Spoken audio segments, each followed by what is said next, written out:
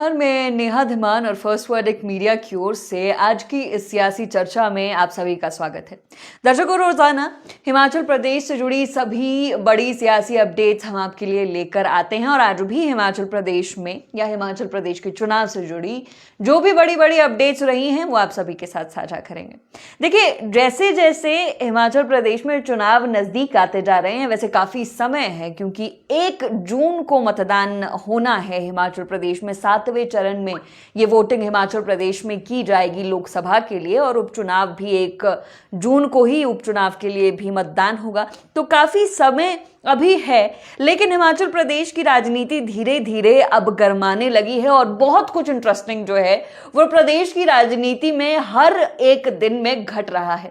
आज के इंटरेस्टिंग घटनाक्रम रहा है उस पर चर्चा करेंगे। देखिए, सबसे पहली बात तो ये कि इस वक्त जो हिमाचल प्रदेश में सियासी परिस्थितियां बनी हैं, जो कांग्रेस में जो सियासी समीकरण एकदम से कांग्रेस के लिए हिमाचल प्रदेश में बदल गए, जो कांग्रेस का गणित, मैं कहूंगी कि कांग्रेस का जो विधायकों का गणित था वो बिगड़ गया। उस गणित को के बिगड़ने की जो शुरुआत है वो राज्यसभा के चुनाव से हुई थी, और आज इस राज्यसभा के चुनाव को जो तरीका था ड्रॉ ऑफ लॉट्स से जो चुना गया था, ड्रॉ ऑफ लॉट्स यानी पर्ची के माध्यम से जो चुना गया था कि राज्यसभा का सांसद क्या कौन होगा, इसी को कोर्ट में चैलेंज कर दिया गया है। और चैलेंज करने वाले हैं सीनियर एडवोकेट और जो प्रत्याशी भी थे कांग्रेस पार्टी के, अभिषेक मनु सिंघवी। किस बात को लेकर चैलेंज किया गया है, किस नियम की यहां पर बात हुई है, इसको विस्तार से आपको बताएंगे। क्या कुछ हो सकता है अब इसमें आगे, क्या सच में राज्यसभा का जो चुनाव है वो रद्द हो सकता है, या इस तरह की कोई प्रक्रिया हो सकती है आगे चलकर, इस पर भी चर्चा करेंगे। साथ ही कल जैसा कि हमने आपको बताया था कि कांग्रेस के जितने भी प्रत्याशी हो सकते हैं आज उनकी घोषणा हो सकती है, क्योंकि कांग्रेस की आज महत्वपूर्ण बैठकें जो है दिल्ली में थी। हालांकि अब तक लिस्ट तो नहीं आई है कि कौन कौन प्रत्याशी होंगे, लेकिन एक नाम जो है बहुत चर्चित यहां से निकलकर आज सामने आया है। विक्रमादित्य सिंह के नाम पर चर्चा हुई है। मंडी लोकसभा को लेकर क्या चर्चा है उसकी भी जानकारी आपको देंगे। लाहौल स्पीति से एक बहुत इंटरेस्टिंग न्यूज निकलकर सामने आई है। यहां कांग्रेस पार्टी रामलाल मार्कंडे को वापस लाने के सपने देख रही है, और एक तरफ जगत सिंह नेगी, जिनको प्रभारी लगाया है कांग्रेस पार्टी ने लाहौल स्पीति के लिए, उन्होंने ही ऐलान कर दिया है कि मार्कंडे को कांग्रेस में नहीं आने देंगे। ये सभी जो मसले हैं सिलसिलेवार, इन पर चर्चा करेंगे और आपको जानकारी देंगे आज की बड़ी अपडेट्स के बारे में। और शुरुआत करते हैं राज्यसभा के उस चुनाव से। देखिए, तारीख थी 27 फरवरी, राज्यसभा का चुनाव था हिमाचल प्रदेश में। कवरेज आपको लगातार हम दिखा रहे थे विधानसभा के बाहर से। खबर आई दिन के करीब 12 बजे थे जब वोटिंग हो चुकी थी। उस वक्त खबर आई कि 9 विधायकों ने क्रॉस वोट कर दिया है। ये सभी के लिए, खासतौर पर पत्रकारों के लिए भी ये बहुत शॉकिंग न्यूज़ थी, क्योंकि एक्सपेक्ट कर रहे थे हम लोग भी कि क्रॉस वोटिंग जो है वो हो सकती है, लेकिन इतनी ज़्यादा क्रॉस वोटिंग हो जाएगी, कुल 9 विधायक जो है क्रॉस वोट कर लेंगे, भारतीय जनता पार्टी को वोट करेंगे, ऐसा बिल्कुल भी नहीं लग रहा था। हम मानकर चल रहे थे कि 43 का आंकड़ा जो है वो कांग्रेस के पास है, जिसमें 40 विधायक कांग्रेस के अपने हैं, 3 निर्दलीय विधायक कांग्रेस के साथ हैं। लेकिन फिर भी इसमें अगर आप समझ लीजिए कि ऐसा समझा जा सकता था कि शायद निर्दलीय, क्योंकि ये सभी वो विधायक हैं जो कि भारतीय जनता पार्टी से टिकट मांग रहे थे, मिली नहीं उनको टिकट, तो माना जा रहा था कि शायद निर्दलीय जो हैं वो कांग्रेस के पक्ष में वोट ना करे। फिर भी भारतीय जनता पार्टी की संख्या 25 से बढ़कर 28 हो जाती अगर 3 निर्दलीय भी कर देते, लेकिन 9 जो है वो बहुत बड़ा आंकड़ा था। बाद में स्पष्ट हो गया कि 6 और विधायक कौन है जिन्होंने क्रॉस वोट किया है, क्योंकि वोट जो है वो दिखा कर किया गया था, और बातें जो हैं, खबरें जो हैं वो बाहर आ जाती हैं, और नतीजे आने से पहले ही स्पष्ट हो गया था कि टाई जो है यहां पर मुकाबला होने वाला है। अब चर्चा जो है वो ये थी कि अगर टाई हो जाता है, यानी दोनों तरफ से 34-34 वोट डलते हैं दोनों के प्रत्याशियों को, कांग्रेस और बीजेपी के प्रत्याशियों को, तो नतीजा कैसे बाहर आएगा। अब नतीजा बाहर आना था, अगर टाई कभी भी हो जाता है राज्यसभा के चुनाव में, तो ड्रॉ ऑफ लॉट्स के माध्यम से नतीजे सामने निकल कर आने थे, यानी पर्ची डाली जानी थी और पर्ची जो बाहर निकल कर आती उससे नतीजे सामने सामने आने थे कि आखिर कौन जीतेगा, बीजेपी के प्रत्याशी जीतेंगे या कांग्रेस के प्रत्याशी जीतेंगे। तो वही हुआ, पर्ची डाली गई और जो नतीजा आया वो अगेन काफी शॉकिंग था। हर्ष महाजन जो है जीत गए, लेकिन जीते कैसे वो भी आपको बता देते हैं। इसमें प्रावधान है कि जिसके नाम की पर्ची बाहर निकलेगी वो व्यक्ति हार जाएगा और जिसकी पर्ची नहीं निकलेगी वो व्यक्ति जीत जाएगा। यानी यहां अभिषेक मनु सिंघवी के नाम की पर्ची बाहर निकाली गई थी ड्रॉ ऑफ लॉट्स के दौरान। अब ये किस नियम के तहत होता है पहले मैं वो भी आपको बता देती हूं। ये होता है जनप्रतिनिधि अधिनियम 1991 के धारा 102 के तहत ये ड्रॉ ऑफ लॉट्स जो है कंडक्ट करवाया जाता है। अब आज की वर्तमान परिस्थिति की अगर हम बात करें तो आज अभिषेक मनु सिंघवी जो कि सीनियर एडवोकेट हैं, सुप्रीम कोर्ट के बहुत बड़े लॉयर हैं, बहुत बड़ा नाम है उनका, कई बड़े केसेस ऑलरेडी लड़ चुके हैं और अब उन्होंने हिमाचल प्रदेश हाई कोर्ट में याचिका दायर की है। उन्होंने कहा है कि ये जो इस तरह की धारणा है, आमतौर पर जब भी इस तरह का कुछ होता है, पर्ची निकाली जाती है तो जिसके नाम की पर्ची निकलती है वो जीतता है, लेकिन यहाँ पर जो हुआ है राज्यसभा चुनाव के दौरान या आमतौर पर जैसा होता है कि जिसके नाम की पर्ची निकलती है वो हार जाता है। ये धारणा जो है गलत है और अगर ये धारणा गलत साबित हो जाती है तो जो राज्यसभा चुनाव का नतीजा आया है हिमाचल प्रदेश में वो भी गलत है। अभिषेक मनु सिंघवी ने याचिका पहले हाई कोर्ट में दायर की, उसके बाद वो राजधानी शिमला में कोर्ट के बाहर पत्रकारों से बातचीत उन्होंने की और बातचीत में मनु सिंघवी ने कहा कि वो यहाँ पर आए नहीं हैं प्रेस कॉन्फ्रेंस करने के लिए या पत्रकारों से बात करने के लिए, वो सिर्फ याचिका दायर करने के लिए यहाँ पर आए थे। इस तरह के जो केसेस होते हैं उसमें जो याचिकाकर्ता होते हैं उनको खुद ही आना पड़ता है और इसीलिए अभिषेक मनु सिंघवी यहाँ पर खुद वापस लौट कर आए हैं और उन्होंने ये याचिका दायर की है। ये चैलेंज जो है उन्होंने कोर्ट में किया है इस डिसीजन को। लेकिन यहाँ पर अब जो परिस्थितियां हैं वो भी आपको बता देते हैं। देखिए, राज्यसभा के सांसद जो चुनकर गए थे हर्ष महाजन, वो शपथ ले चुके हैं, वो बन चुके हैं राज्यसभा के सांसद। अब कोर्ट में इस केस को किस तरह से प्रेजेंट किया जाता है, कोर्ट की तरफ से क्या डिसीजन आता है, उस पर बहुत कुछ निर्भर करेगा। हालांकि अभी कुछ भी कहना जल्दबाजी होगी, अभी सिर्फ याचिका दायर की गई है, सुनवाई जैसे इस मसले पर होती है उसके बाद ही चीजें स्पष्ट हो पाएगी। लेकिन ये जरूर यहाँ पर एक इंटरेस्टिंग फैक्ट है कि वो चुनाव जिसने हिमाचल प्रदेश के सियासी समीकरणों को पूरी तरह से पलट कर रख दिया, बदल कर रख दिया, कांग्रेस की परिस्थितियां जिसने कहीं ना कहीं कुछ खराब कर दी, उसी चुनाव को यहां पर जो है चैलेंज इस वक्त कर दिया गया है अभिषेक मनु सिंघवी द्वारा। अब इसका क्या नतीजा निकलकर सामने आता है, जब एक बार सुनवाई इसकी शुरू होगी तभी जो है प्रदेश में स्पष्ट हो पाएगा कि आखिर अब आगे क्या होने वाला है इस चुनाव से जुड़ा। देखिए, अगर आप लोगों को याद होगा जब हार गए थे अभिषेक मनु सिंघवी, उसी रात को 27 फरवरी की रात को जब प्रेस कॉन्फ्रेंस हारने के बाद अभिषेक मनु सिंघवी ने की है तो उन्होंने एक शेर पढ़ा था जिसके अंत में कुछ इस तरह से कहा गया था कि मैं वापस लौट कर आऊंगा। तो वापस लौट कर आने की बात कह कर गए थे अभिषेक मनु सिंघवी और वो वापस लौट कर आए हैं और चैलेंज उन्होंने कर दिया है। अब आगे क्या होगा ये तो वक्त ही बताएगा। चलिए आगे बढ़ते हैं, आज की अगली जो बड़ी खबर रही है उस पर चर्चा करते हैं। आज कांग्रेस की बैठक थी, कई अहम बैठकें थी जिसमें तय किया जाना था, डिस्कशंस होनी थी कि आखिर कैंडिडेट्स जो हैं, अलग अलग सीट्स हैं, 4 लोकसभा सीट्स और इसके अलावा 6 जो विधानसभा के उपचुनाव वाली सीट है वहां पर किसको टिकट देना है, इसको लेकर आज जो चर्चा की जानी थी इस पर चर्चा हुई है।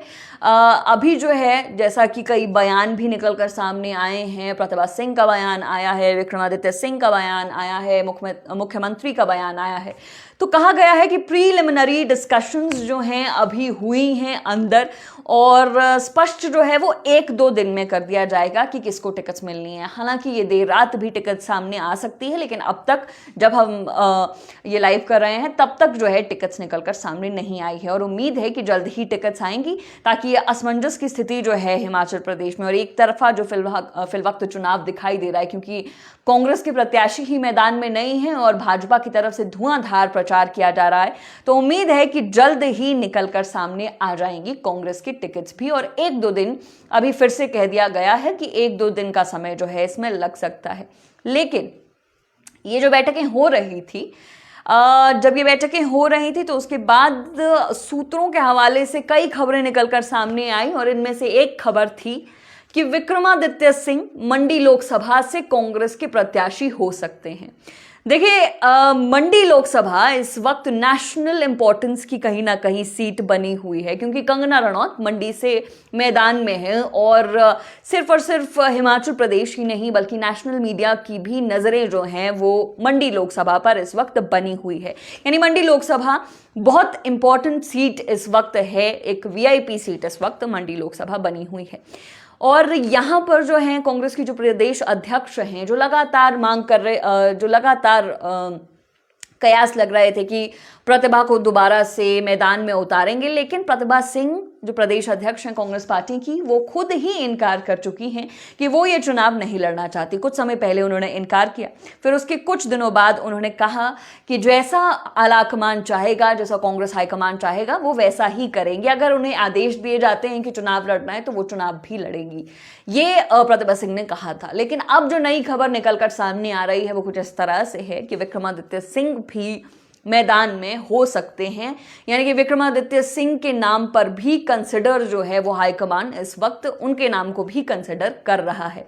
अब विक्रमादित्य सिंह अगर मैदान में होते हैं तो निश्चित तौर पर यह मुकाबला जो है वो दिलचस्प होगा, देखने लायक मुकाबला जो है यहाँ पर होने वाला है। बॉलीवुड क्वीन कंगना रनौत एक तरफ होंगी और दूसरी तरफ होंगे जो हिमाचल प्रदेश में काफ़ी फेमस मैं कहूँगी जो पॉलिटिशियन एक माने जाते हैं विक्रमादित्य सिंह, वो अगर मैदान में हुए तो ये काफ़ी इंटरेस्टिंग जो है यहाँ पर चुनाव आपको देखने को मिल सकता है, आपको और हमें देखने को मिल सकता है। अब यहाँ पर एक और बात जो ध्यान में रखने वाली है, अगर विक्रमादित्य सिंह मैदान में होते हैं और वो जीत जाते हैं तो उनको विधायकी अपनी छोड़नी पड़ेगी, दोनों में से एक सीट जो है उनको उसका त्याग करना पड़ेगा। लेकिन अगर वो नहीं जीत पाते हैं, वो हार जाते हैं, तो ऐसे में वो विधायक रह सकते हैं।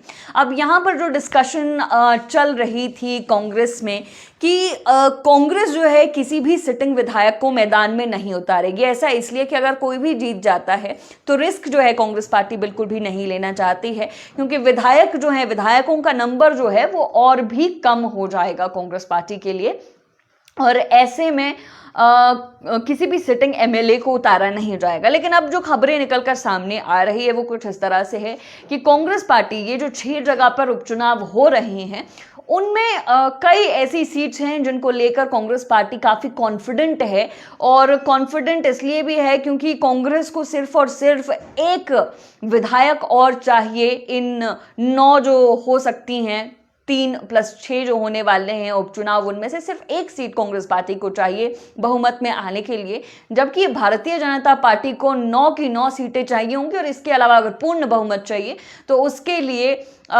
एक और विधायक तोड़ना होगा भारतीय जनता पार्टी को, तब जाकर पूर्ण बहुमत में जो है भारतीय जनता पार्टी आ पाएगी, क्योंकि विधानसभा स्पीकर वोट नहीं कर सकते हैं। लेकिन कांग्रेस की अगर बात करें तो पूर्ण बहुमत के लिए विधानसभा स्पीकर को अगर एक्सक्लूड कर दिया जाए तो सिर्फ एक विधायक जो है वो कांग्रेस पार्टी को चाहिए। तो इसलिए भी काफ़ी कंफर्टेबल सिचुएशन में खुद को कांग्रेस इस वक्त कंसिडर कर रही है, और ऐसे में यहाँ जो है विधायकों को भी मैदान में उतारने की चर्चा जो है हो सकती है। हालांकि अभी जब तक टिकट सामने आ नहीं जाते, ये लोकसभा के लिए मैं बात कर रही हूँ कि लोकसभा के लिए जैसे विनोद सुल्तानपुरी को कंसिडर किया जा रहा था शिमला लोकसभा सीट से, या और भी कई नाम चर्चा में थे, तो किया जा सकता है। हालांकि ये अभी भी स्पष्ट है कि बहुत ज़्यादा विधायकों के नंबर के साथ जो है रिस्क नहीं लेना चाहेगी कांग्रेस पार्टी, लेकिन हाँ कुछ हद तक यहाँ पर जो है रिस्क लिया जा सकता है, और इनमें से एक नाम विक्रमादित्य सिंह का है। विक्रमादित्य को मंडी लोकसभा से पार्टी मैदान में उतार भी सकती है। हालांकि अभी जब तक टिकट सामने नहीं आ जाते तब तक कुछ भी स्पष्ट नहीं है, और उम्मीद है कि जल्द ही कांग्रेस के टिकट सामने आएंगे। इसके अलावा एक और बड़ी खबर जो आज निकल कर सामने आई वो लाहौल स्पीति से थी। देखिए, स्पीति का मुकाबला भी बेहद दिलचस्प हो गया है। स्पीति के जो विधायक थे कांग्रेस पार्टी के रवि ठाकुर, उन्होंने पार्टी छोड़ दी, भारतीय जनता पार्टी में चले गए, अब भाजपा में चले गए। लेकिन वहाँ पर जो स्थिति है कांग्रेस के लिए ये सिर्फ वहीं पर स्थिति नहीं है, ये सभी जगह पर स्थिति है। जो 6 की 6 सीटें थी, ये जो विधायक थे कांग्रेस पार्टी के जो छोड़ कर गए हैं, इन सभी सीटें, ये सभी सीटें ऐसी सीटें हैं जहां पर सेकेंड लाइन ऑफ लीडरशिप उस तरह से उतनी स्ट्रांग कभी बिल्ड ही नहीं हो पाई।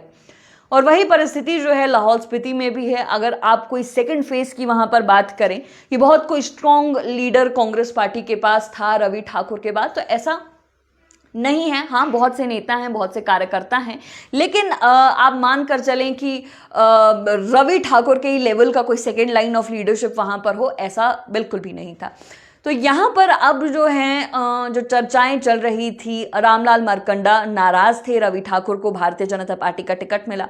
उन्होंने ये दावा किया था कि वो कांग्रेस के साथ बातचीत कर रहे हैं और मारकंडा ने कहा था कि वो कांग्रेस पार्टी से भी चुनाव लड़ सकते हैं। कंसिडर भी किया जा रहा था। मुख्यमंत्री सुखविंदर सिंह सुक्खू के कॉलेज टाइम फ्रेंड है मारकंडा और पहले कांग्रेसी रह चुके हैं, हिविका से भी वो जीते हैं, तो NSUI में रह चुके हैं मारकंडा। उसके बाद हिमाचल विकास कांग्रेस पार्टी से वो एक बार विधायक रहे, उसके बाद उन्होंने भारतीय जनता पार्टी ज्वाइन की थी। तो यहाँ पर कहीं ना कहीं ये कयास लगाए जा रहे थे कि मारकंडा को कांग्रेस पार्टी टिकट दे सकती है लाहौल स्पीति से, because he is a very strong leader और वहाँ पर वो एक स्ट्रांग कैंडिडेट हो सकते हैं, उनको कंसिडर किया जा सकता है। लेकिन अब जो खबर निकल कर सामने आई है वो काफ़ी इंटरेस्टिंग है। जगत सिंह नेगी जो कि मंत्री हैं, किन्नौर से विधायक हैं, उनको प्रभारी लगाया गया है लाहौल स्पीति का।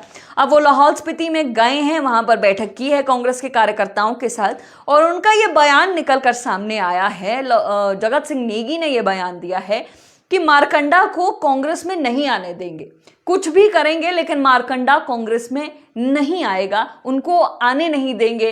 पैनल बनाया जाएगा, जो भी ब्लॉक कांग्रेस कमेटी है या जो कार्यकर्ता हैं लाहौल स्पीति के जो चुनाव लड़ने के इच्छुक हैं, उनके नामों का पैनल तैयार किया जाएगा, उसको CM को भेजा जाएगा, कांग्रेस हाईकमान को भेजा जाएगा कि आप इसमें से ही कुछ चूज करें, बाहर जाने की पार्टी को जरूरत नहीं है, हम यहीं पर कंटेस्ट करेंगे, अपने ही लोगों को मैदान में उतारेंगे और मारकंडा को कांग्रेस में नहीं आने देंगे। तो इस तरह की आप समझ सकते हैं कि इस तरह का रिजेंटमेंट जो है वो कांग्रेस में भी है। जिस तरह भारतीय जनता पार्टी में हुआ कि एकदम भाजपा में रवि ठाकुर आए तो मारकंडा पार्टी छोड़कर एकदम निकल लिए, और वैसा ही रिजेंटमेंट जो है कांग्रेस में भी देखने को मिल रहा है कि कांग्रेसी भी बिल्कुल तैयार नहीं है बाहरी को एक्सेप्ट करने के लिए। वहां पर भी यही कहना है कि किसी बाहरी को ना आने दिया जाए अंदर। जगत सिंह नेगी खुद कह चुके हैं, वो प्रभारी हैं वहाँ के, वो कह चुके हैं, टिकट अनाउंस होने से पहले ही कह चुके हैं कि मारकंडे को आने नहीं देंगे पार्टी में। तो आप समझ सकते हैं कि किस तरह का रिसेंटमेंट है। और नेगी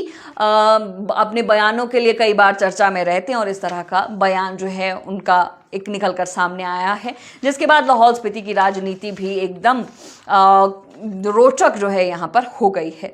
चलिए, ये कांग्रेस से जुड़ी कुछ खबरें जो आज निकल कर सामने आई है वो आप सभी के साथ साझा की।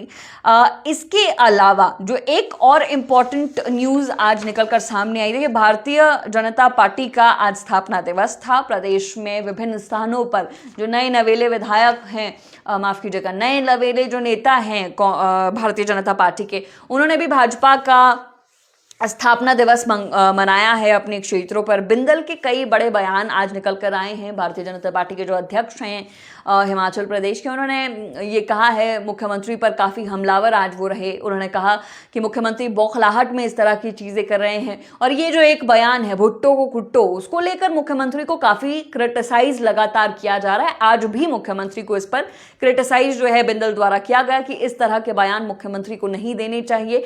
कूटने का क्या मतलब है? क्या वो चाहते हैं कि जो चुने हुए प्रतिनिधि थे उनको कूटा जाए सिर्फ इसलिए कि उन्होंने पार्टी छोड़ दी? इसलिए उनको इस तरह के बयान जो है नहीं देने चाहिए। और प्रचार जो है वो भारतीय जनता पार्टी का लगातार हिमाचल प्रदेश में जारी है। टिकटें अनाउंस हो चुकी हैं, प्रत्याशी ग्राउंड पर हैं, लोगों से मिल रहे हैं और प्रचार जो है धुआंधार इस वक्त भाजपा का प्रदेश में चल रहा है, इसमें कोई डाउट नहीं है। टिकट्स काफ़ी पहले अनाउंस हो चुके हैं और प्रचार जो है वो किया जा रहा है। अब भाजपा के जो हमीरपुर से प्रत्याशी हैं भारतीय जनता पार्टी के, अनुराग ठाकुर मंत्री हैं, केंद्रीय मंत्री, उनकी तरफ से आज एक बड़ा स्टेटमेंट निकल कर आया है। अनुराग ठाकुर ने परिवारवाद पर बात की है और अनुराग ठाकुर का जो बयान है पहले वो आपको बता देते हैं। अनुराग ठाकुर ने कहा कि कांग्रेस पार्टी एक परिवार की पार्टी बनकर रह गई है। परिवारवाद कांग्रेस पार्टी में अति हावी है, लेकिन भारतीय जनता पार्टी पर परिवारवाद का कोई भी प्रभाव नहीं है। ये अनुराग ठाकुर की आज की स्टेटमेंट थी। देखिए, अगर ये बयान कोई भी भारतीय जनता पार्टी का अन्य नेता देता तो शायद उनके मुंह से यह बयान कुछ हद तक शोभा दे भी सकता था, लेकिन अनुराग ठाकुर ये बात कह रहे हैं। अनुराग ठाकुर, जिनके पिता मुख्यमंत्री रह चुके हैं हिमाचल प्रदेश के, और उनके तरफ से इस तरह का बयान आना काफ़ी अटपटा जो है वो दिखाई देता है। ये तो वही बात हो गई कि अगर कांग्रेस करे तो गलत, अगर आप करें तो सही। ये वॉशिंग मशीन में जो बाकी करप्शन कहीं ना कहीं माना जाता है कि धुल जाता है भारतीय जनता पार्टी की वॉशिंग मशीन में, उसमें शायद परिवारवाद भी धुल जाता होगा। तो इस तरह की ये जो स्टेटमेंट आज निकल कर आई है वो काफ़ी अटपटी लगी है। इसके अलावा भी अनुराग ठाकुर ने काफ़ी बड़ी बातें कही हैं कांग्रेस को लेकर। उन्होंने कहा है, देखिए, पहले तो उन्होंने याद कराया कि भारतीय जनता पार्टी की जो उपलब्धियां हैं आज उन्होंने वो भी याद करवाई। आपको बता दें कि बिलासपुर में त्रिदेव सम्मेलन को संबोधित कर रहे थे अनुराग ठाकुर, और उन्होंने कहा कि 370 हटा दिया, वो एक उपलब्धि है कांग्रेस, माफ कीजिएगा, भारतीय जनता पार्टी की। इसके अलावा जो आतंकी हमले हो रहे थे JNK में वो 70% कम हो गए, और इस तरह की तमाम जो भारतीय जनता पार्टी की उपलब्धियां हैं वो उन्होंने गिनाई। उसके बाद उन्होंने कहा कि परिवारवाद जो है वो बहुत ज़्यादा है। कांग्रेस जो है उसको कुछ नहीं आता, सिर्फ महिलाओं को गालियां देनी आती हैं। कभी ऐश्वर्या राय को गाली देते हैं, कभी कंगना रनौत को गाली देते हैं कांग्रेसी, खासतौर पर राहुल गांधी। और ये जो पार्टी है वो राहुल गांधी, सोनिया गांधी और प्रियंका गांधी वाड्रा की बनकर रह गई है, और परिवारवाद जो है वो इस पर काफ़ी ज़्यादा हावी है। अब यहाँ पर अगर भारतीय जनता पार्टी के परिवारवाद की बात करें तो वो भी काफ़ी ज़्यादा है। हिमाचल की बात कर लेते हैं, दूर इसमें जाने की ज़रूरत नहीं है। चेतन ब्राक्टा वाला एपिसोड हमने देखा, पूरा देखा कि क्या हिमाचल प्रदेश में हुआ। पहले परिवारवाद के नाम पर उनको उपचुनाव में टिकट नहीं दिया, फिर जब कोई कैंडिडेट नहीं मिला तो विधानसभा चुनाव में उनको टिकट दे दिया। अनुराग ठाकुर खुद, उनके फादर हिमाचल प्रदेश के मुख्यमंत्री रहे हैं, वो खुद अब केंद्रीय मंत्री हैं, और इस तरह के कई और एग्जाम्पल्स जो हैं वो भारतीय जनता पार्टी में भी है और परिवारवाद भी है। और अभी जो नए लोग एक्सेप्ट किए उसमें सुधीर शर्मा है। सुधीर शर्मा के पिताजी पंडित संतराम विधायक रह चुके हैं, मंत्री रह चुके हैं हिमाचल प्रदेश में कांग्रेस की तरफ से। तो परिवारवाद आप की पार्टी में बिल्कुल नहीं है, ऐसा नहीं कहा जा सकता। परिवारवाद है, एक्सेप्ट नहीं करती है भारतीय जनता पार्टी, और कई नेता कहते भी हैं कि परिवारवाद नहीं है। वो ठीक भी लगता है उनके मुंह से, अगर ये अनुराग ठाकुर ना होते, लेकिन अनुराग ठाकुर की खुद की फैमिली है, तो फिर उनके मुंह से काफ़ी अटपटा जो है ये बयान निकल कर आज सामने आया, जो बहुत ही ज़्यादा एविडेंट था, जो बहुत ज़्यादा एड्रेस जिसको किया जा सकता था। इसके अलावा देखिए, हर्षवर्धन चौहान भी मैदान पर में उतर गए हैं। जैसा कि जगत सिंह नेगी को आज हमने देखा कि वो मैदान में उतरे हुए थे लाहौल स्पीति में, उन्होंने बड़ा बयान दिया, वैसे ही हर्षवर्धन चौहान भी सरकार में मंत्री हैं, वो भी मैदान में उतर गए हैं।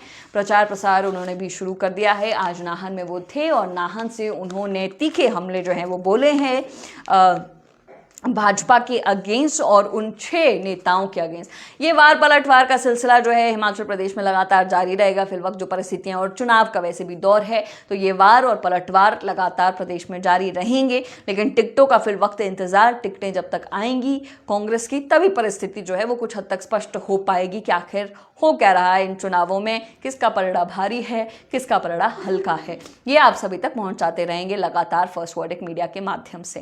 तो आज की इस लाइव में बस इतना ही। मैं नेहा धीमान आप सभी से इजाजत चाहूंगी। इसी तरह की सटीक खबरें और उत्तम विश्लेषण के लिए देखते रहें फर्स्ट वर्डिक।